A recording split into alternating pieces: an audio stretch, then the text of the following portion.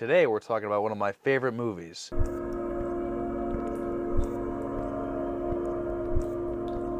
You watched it on your own for the first time a while ago, right? Yeah, it was just a few years ago you recommended it to me, and I watched it on my own. Yeah, and then you rewatched it for this, and then we watched it together, and we did a commentary track that's available at patreon.com/the, or is it just... It's just target audience, It's but just you can target say audience. it again. And that Patreon link is patreon.com/target audience to see that commentary track. Listen to that commentary track. Please watch that movie. It's on your own with us. It's great.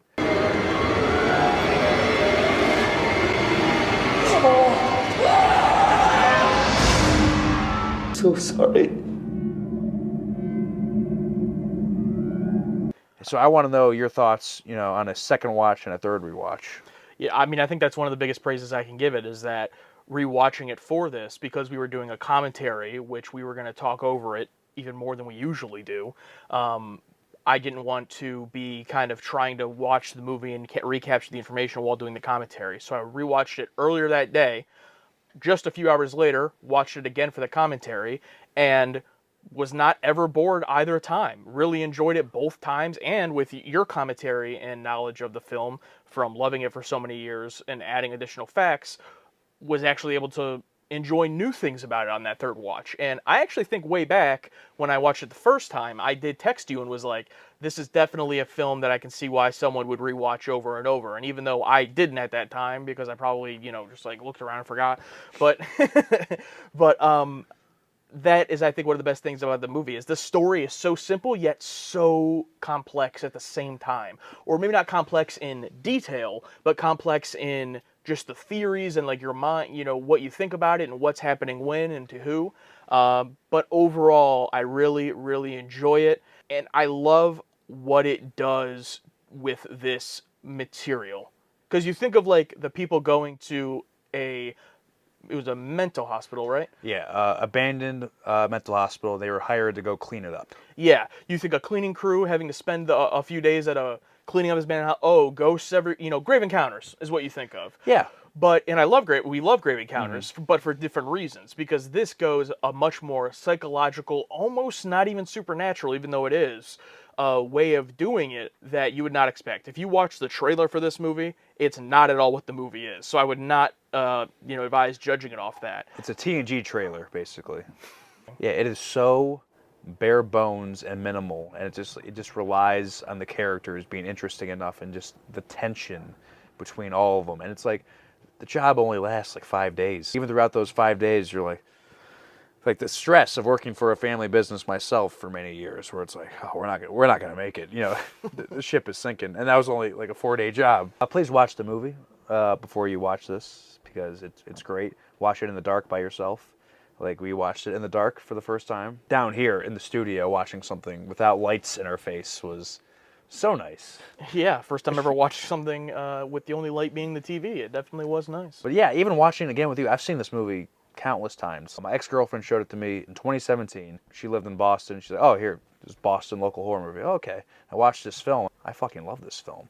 To where like I bought it on DVD when I was working for the railroad for a brief time in 2018. I didn't have a lot of stuff with me, so I just watched that movie every night and just like catching all the little things it shows you, all the little tips and tricks where it doesn't shove it in your face, and all the clues.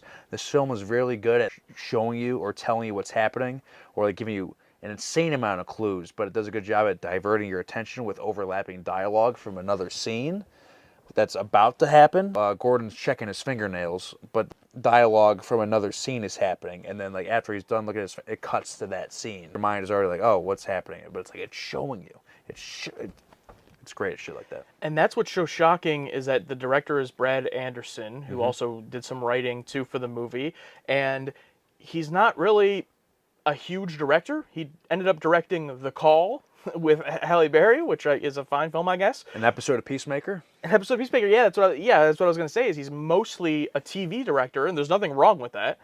Not that there's anything wrong with that. No, of course not. I mean, it's fine if that's who you are. Absolutely. We love some TV directors, but it's just like this one weird movie he made that I guess I'm assuming was his passion project. Yeah, I mean, he wrote it, so I'm guessing it was a passion project. I'm not sure where he's from. He's got to be from the New England area, but one of the writers is also one of the stars. Stephen Geveden who plays Mike, he's one of the co-writers. I like his character, one, and also, two, he played a character named Trelawney in Red Dead Redemption 2. Oh, nice. And I love that.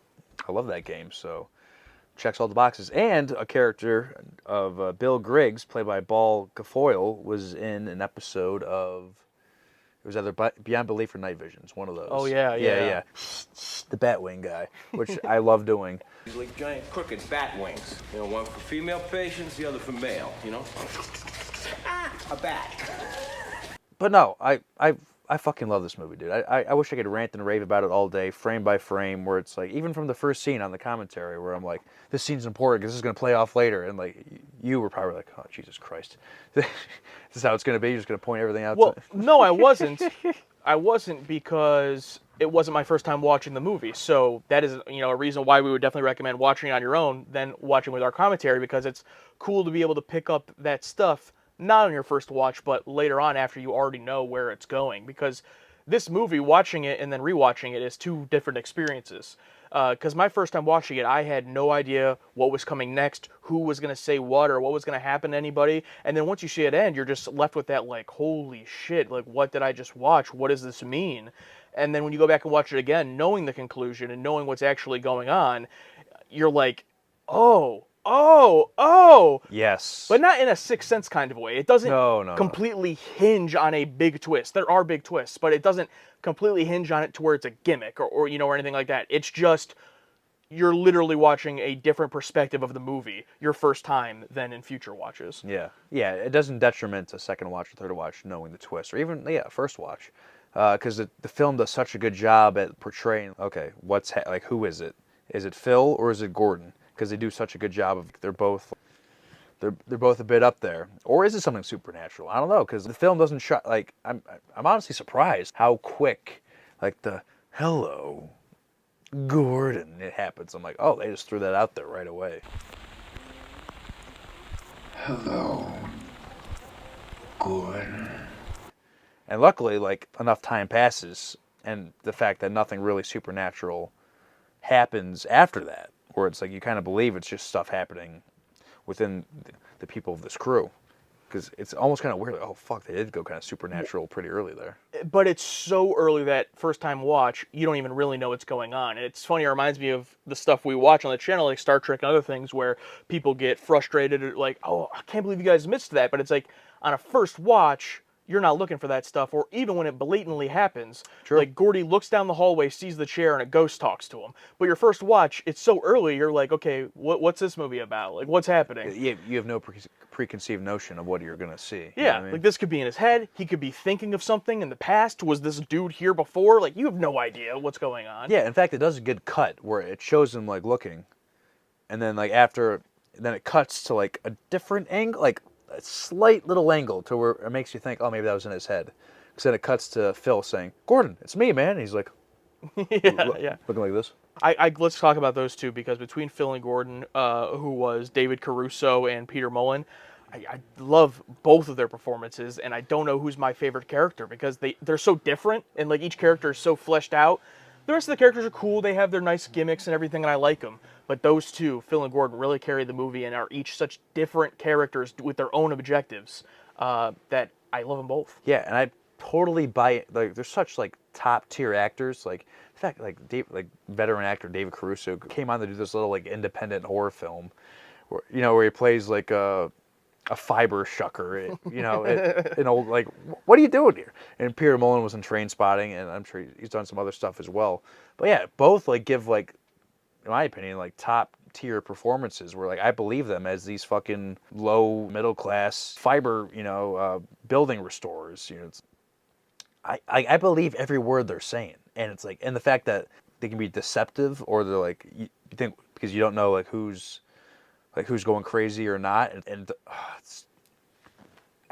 I get so giddy with how good they performed. Peter Mullen, I knew him. He does go on to be a somewhat big role in the Netflix series Ozark, which is one of my favorite Does he? shows. He's in that show? Yeah, except he's completely unrecognizable. So, like, I would have never known that until I looked at his IMDb. I would have never guessed they're the same person. I mean, they are, 15 plus years apart, so he's obviously aged. but his whole character is completely different than what he plays here. So that was cool to see. But yeah, I really like him in that series as well. Good actor. Shit.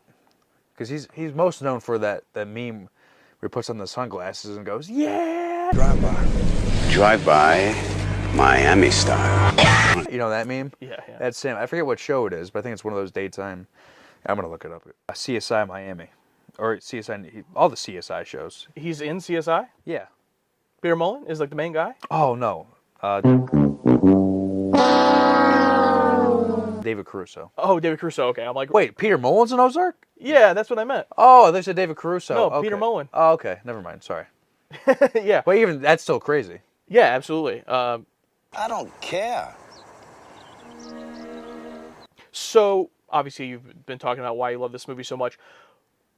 I kind of talked about the reason I love it is because of like what they do with the material. But what about it specifically? Like, it was on your top 10 movies list, which is available on the channel. You can watch each of our top 10 favorite movies of all time. What about it specifically? Because there are hundreds of movies that we could point out so many things we love about it, but this specifically that is like so unique that you love about it. That's just it. It takes a premise that has been done with, I don't know, Grave Encounters. It's a very simple haunted, abandoned place, and it just does its own thing with it, and it's so minimal. And like, I love minimalist films, but like minimalist films that are character driven, it rides that fine line. It perfectly goes down that straight and narrow path of shit I like. You know how much I hate minimalist films where nothing happens. Minimalist plot, yeah. Minimalist plot, yeah. This is like that perfect minimalist character driven story. One location for the most part. 5 or 6 characters, not boiled down in so many different locations, and it's just a simple short story. And I mean, look at my other favorite movies: The Thing, 12 Angry Men, Shutter Island. All these like small character stories where like I don't need an establishing shot of New York City and the characters go through this and like it's like, and the end, like everything, it's like all self-contained right there. Or like I don't need all this other shit.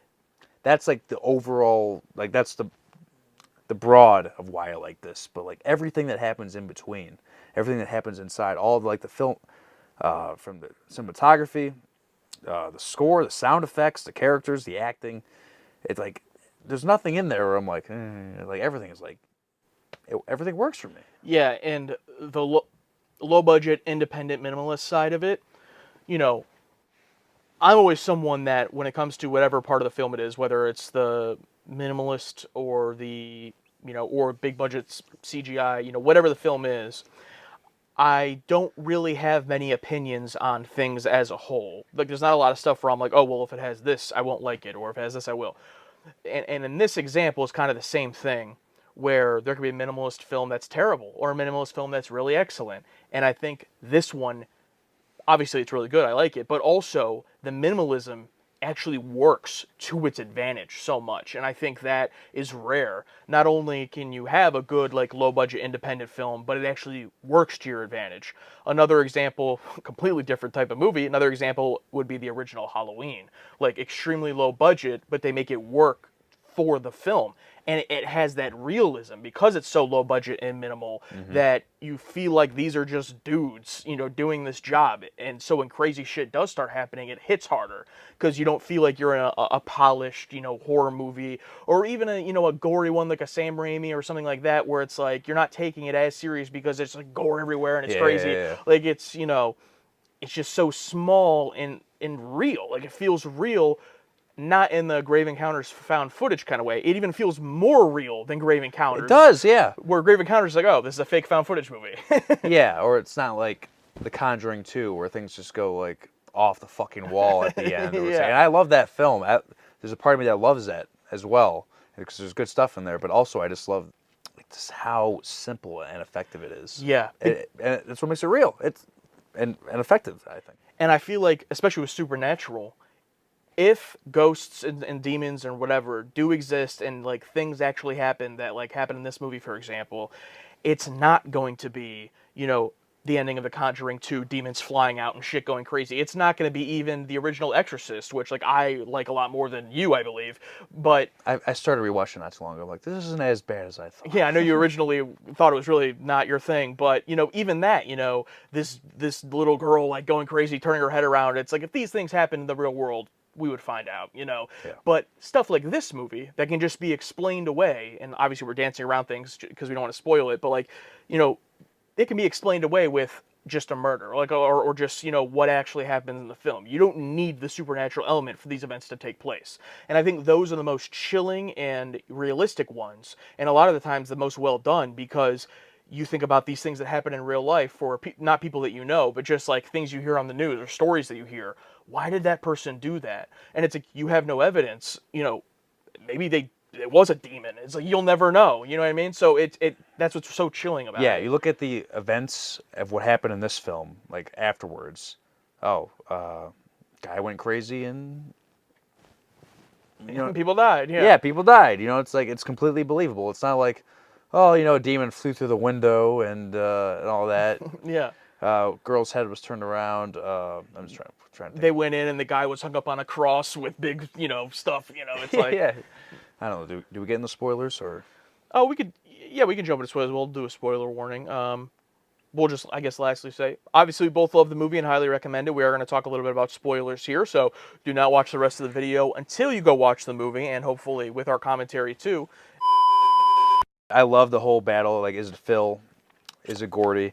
And there's one scene I really love that I caught up on my own watch, where Hank, we didn't even mention Hank, played by Josh Lucas, famous from The Incredible Hulk, American Psycho, shit like that, where he's like, Gordy's like, oh, use the green slime.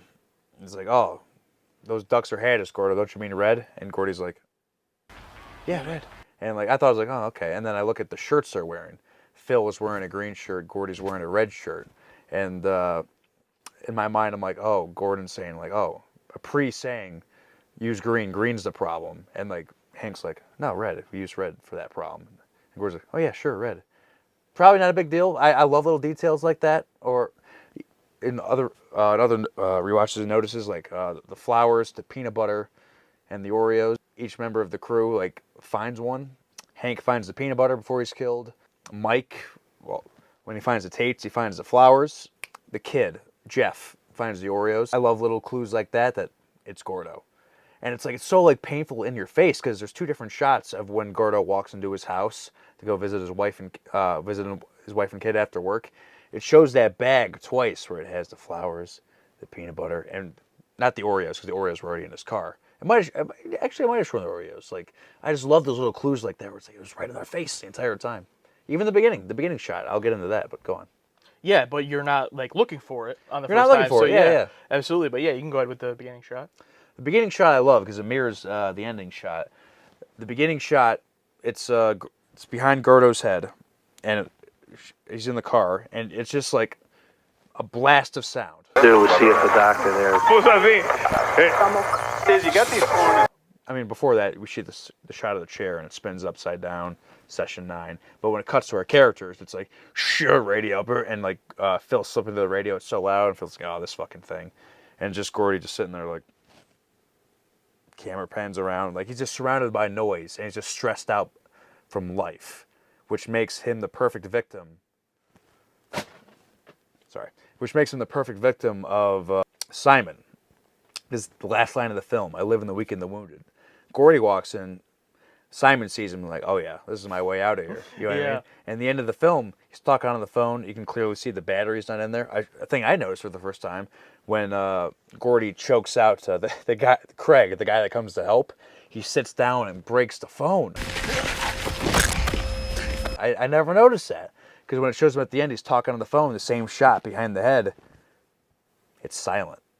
There's no one on the other line. He's killed everyone. He's by himself, and now he's like he's realized what he's done. It's like so wonderfully done. Yeah, it's like, that's the stuff. You Yeah, know? that's the stuff. You know what I mean? It's like Yeah. It's not painfully obvious. It's what you're looking for. Oh, there's no one here. There's no one left. You know what I mean? It's like, it doesn't say that. It's just like no battery in the phone, completely silent, cause his own demise. Yeah, absolutely. Yeah, I mean, spoiler wise, I don't have much to say other than, of course, we have to mention the David Caruso Phil. Fuck you. You come with me. Hey, Fuck you. That's the one shot where I'm like, what was that? You know what I mean? Like everything was so like serious, and like the tension leading up to that, where Gordy in private told him like, I slapped my wife. I slapped my wife. You don't tell the other guys about this. And Phil's like, okay. And then like the next day, oh yeah, did he tell you that he slapped his wife? And Gordy's just listening in. And it shows that that shot, the POV shot of Gordy walking in, and Phil and Mike are talking, and they're both like, oh. Then it cuts to Gordy just like, and the silence of that scene where they're both just, where Phil and Mike are just like, and Gordy's like, what's going on? Oh, we were just talking about your nephew. Yeah. And the fact that Phil and Gordy, after knowing what's going on, are just so on completely different planes, because Phil's whole motivation is like, you know, Gordy is out of it. We got to push him out of the business, you know, or it's going to fail. He's got to go home. And Gordy's just literally insane. So it's like they're not even on the same level playing field the whole time. Phil thinks he's like trying to actually work through this like an actual professional at a job. Meanwhile, Gordo just has killed his family and is killing people. So it's really ironic watching it back with that mindset of like Phil has no clue what's going on. Which makes it even funnier that he's like the other one that's potentially framed as who's doing it. But then when you watch it back after knowing what's happening, you're like, this guy has no idea. He's like, he needs to go. But like, the perspective we're shown is that like Phil is, I mean, through Gordy's eyes, is that Phil is going crazy. Yeah. But like he's not. And like that's another thing I want to talk to you about that I noticed in our watch together that made me think more. It's like, oh shit, what does Gordy actually know and remember? Like what part was actually him and what part was Simon? Because it seems like at the end he's being shown stuff. He's talking to an apparition of Phil. Yeah.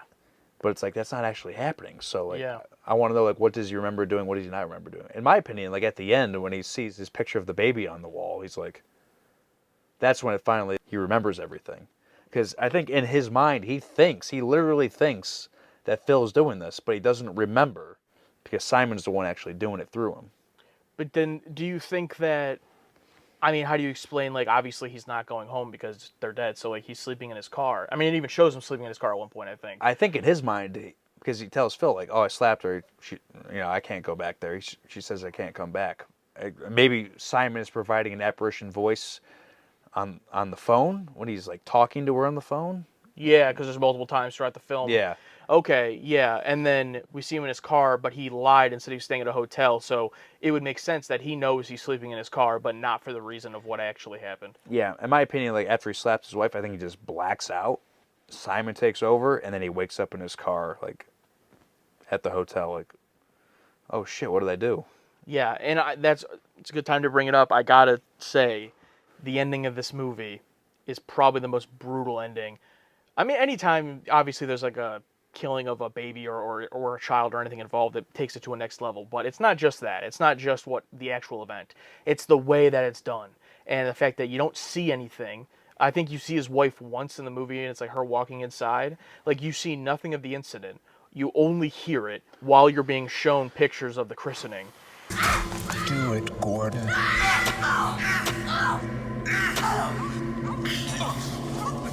Oh God, just Yeah, and you know, you hear the water spill and then, you know, kill her, the dog, and the baby while you're just seeing pictures of them. And it's weird to say, like, I don't want to say well done because it's such a brutal topic, but it's like tastefully done in a way. yeah, but also painfully done because you're watching this happy situation happening, and the audio is just this horrible murder. Yeah, and also the first time you're watching it, it's also like a reveal. I mean, you've probably put it together by this point, but if you haven't, you know, I'm trying to think back to my first time. If I had fully put it together, I'm sure I put together once it reveals he's the killer that he killed his family, but I didn't necessarily connect it to the story he had told about the water boil and slapping her. So like when you hear it all and how it all happens and him like actually just snapping because he's been possessed by this thing, it's pretty crazy. I think I remember seeing like when he goes into that room and it's like things have broken down at this point. Phil finds Hank naked with his sunglasses on. What are you doing here? And What are you doing here? like and then it's like shows Gordy going up the stairs, and once he goes into that room, which we think was like the crazy woman's room, and he's like seeing the pictures, and as soon as I think I remember the first time I saw the baby picture on the wall, I'm like, oh, what? And then that reveal, and my favorite is that look he does when like Phil walks in the room, he's like, Yeah. and then Phil's just like, but it wasn't actually Phil. Like he wasn't actually, because Phil is actually like, I found Hank. He's hurt. He said you did it to him. Is that true? Did you? And then like Gordy, like, kills him, yeah. Great facial acting from Peter Mullen, absolutely, through the whole movie, yeah. Yeah, the entire time just like, like this poor guy is going fucking through it. My favorite look, it's very underrated, but when he goes out to the cemetery and he's talking to Wendy on the phone, and then like Jeff comes out to talk to him, and Jeff's like, oh, I'm family man, I'm here to help you, and Gordon's just like, I mean, I want to let you know. Dude, I love that scene so much too. Like, and then he starts just like talking about the christening and stuff, and it's like the one scene in the movie where Gordy acts like a regular person. Yeah. But he's already snapped. Yeah, it's I already mean, gone. The beginning of the movie, he hasn't done the thing yet, so he still acts like a normal person, but he's already kind of in this manic state and like really wants this job because his business is gonna fail. So like that's all legitimate. But once he comes back after the weekend and he's fully crazy, that's like the one scene where he's just like a normal person. He's like, yeah, man, sounds good. Yeah. We're there for each other. yeah, family, yeah. Yeah, my wife's she's pretty mad, yeah. Yeah. Anything else you wanted to hit on it specifically? No, just every scene. It's like every scene of dialogue. It's like so much is being said, and so much like I remember Josh Lucas's Hank talked about like, you gotta get out of here, man. Get out of this business. Like I related that so much to my own life. We're like, I gotta get out of here. I guess you, right? It worked. Yeah. I guess you can talk about. I think it's your favorite shot where the lights go out and that long and like I'm thinking of like a typical horror movie, that long line of coats. I'm like, there's gonna be a killer in those coats. You know what I mean? It's like, but this film has such restraint. Well, one, because they know who the killer is, so it's like you have to. It's like Gordy's not gonna jump out, but like. I'm just thinking of like all these like shitty, jump scare horror film. Like there's no jump scares in this film.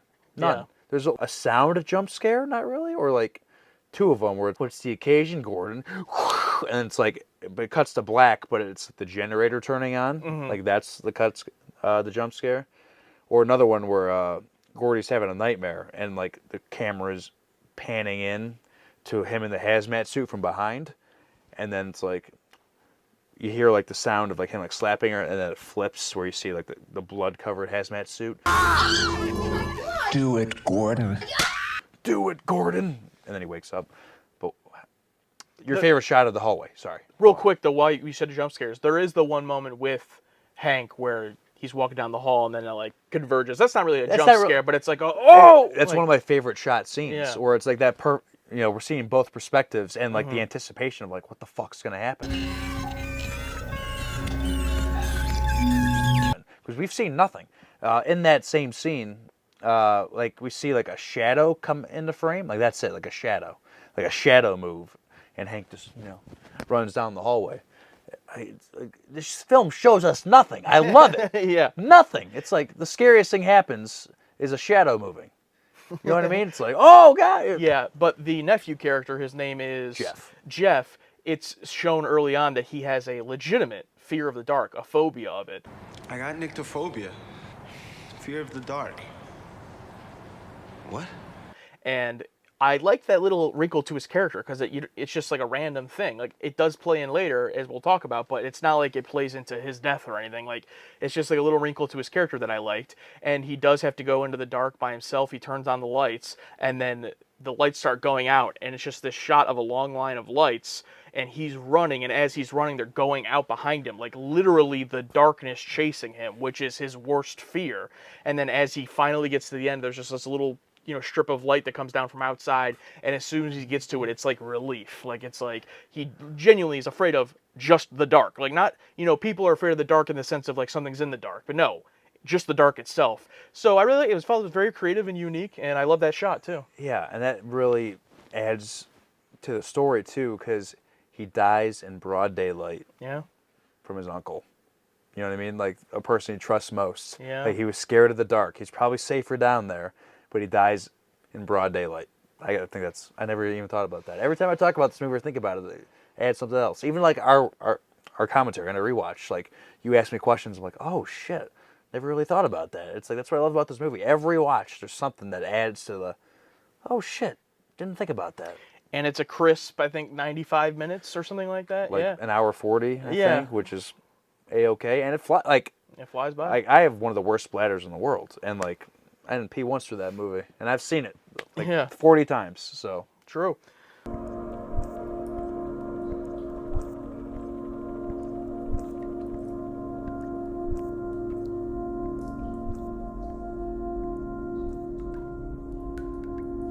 What I wanted to do was see if the doctor there